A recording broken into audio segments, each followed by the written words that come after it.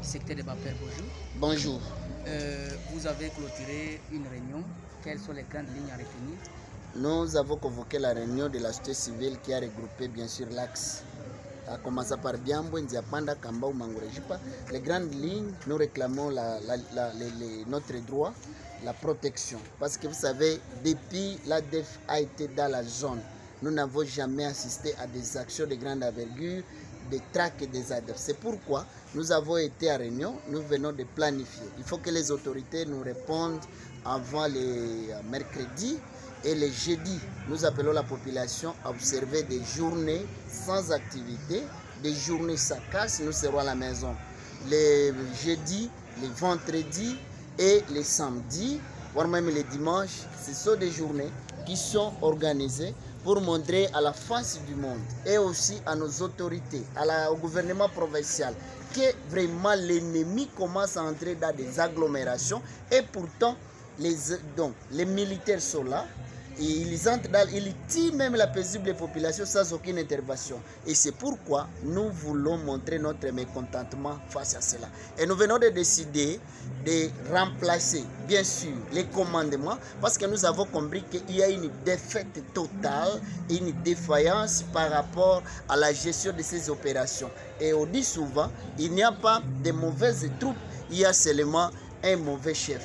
Et c'est pourquoi nous avons voulu à ce que les commandements puissent être remplacés. Il y a des fois Azalendou qui sont dans la zone, qui sont en train de servir de béquilles à cette paisible, à ces malfrats, qui sont en train de tuer la paisible population. En tout cas, leur bilan est négatif. C'est pourquoi il faut que les gouvernements puissent répondre à nos recommandations de changer les commandements qui est Ndiapanda bien sûr, les colonels, parce que nous avons compris qu'en tout cas, il n'a rien fait. Il doit aussi quand même donner passage à l'autre, peut-être qu'il pourra venir et améliorer. Il y a aussi les UPLC, il y a les indices rénovés. En tout cas, leur bilan est négatif. Et c'est pourquoi nous avons recommandé aussi à ce qui est, en tout cas, ce genre de bazan doivent quitter chez nous.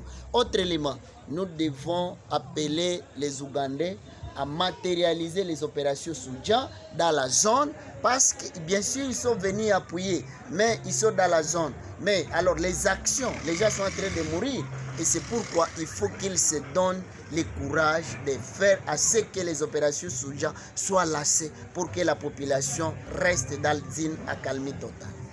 Vous dites qu'il y aura des séries d'activités ou bien d'actions dont vous allez mener. Cette action vise quelle activité dans la contrée? En tout cas, nous savons bien sûr qu'il y aura ces activités. Donc, c'est lassement de ces activités. J'appelle la population à observer des journées sans activité. Il n'y aura pas d'abord de marche. Nous allons rester à la maison. Nous serons en train de méditer et à ce que le gouvernement réponde bien sûr à nos revendications. Pour que nous avons souffert. Alors donc, il n'y aura pas de trafic. Les motos ne seront pas en marche. Les gens ne seront pas à Brousse parce que d'ailleurs on ne part pas à Brousse. Toutes les boutiques seront fermées et il n'y aura pas d'activité. Donc il y aura cessation des activités pour que le gouvernement réponde à nos réclamations. Les activités scolaires, l'année est à sa fin. Les activités scolaires, les gens ne sont pas en train d'étudier. Les gens sont en train d'aller au cours. À un moment donné, il y a cessation des activités. Ce sont nos élèves qui sont en train de perdre. Nous avons perdu un élève de Stiti Kabiru pendant les massacres de 17-8. Et nous demandons aux enfants de ne pas aller au cours les jeudis, les vendredis et les samedis. Automatiquement, il n'y aura pas d'activité scolaire. Nous devons observer, nous devons réclamer. Nos enfants doivent étudier dans de bonnes conditions. Parce que quand ils sont en train de prendre fuite à tout moment, ce sont de mauvaises conditions. Ils ne vont pas réussir.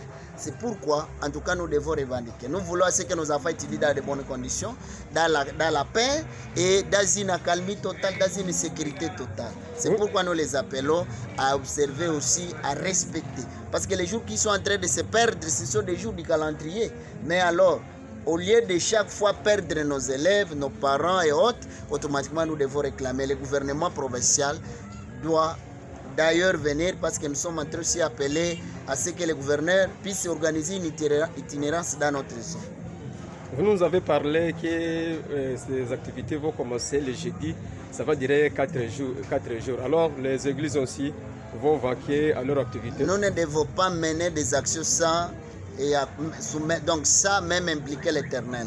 Je sais bien que nous allons prier et notre prière doit se focaliser bien sûr sur la paix. Nous devons demander la paix à l'Éternel. Je pense bien qu'on peut aller à l'église pour aller appeler l'Éternel à répondre favorablement à nos préoccupations.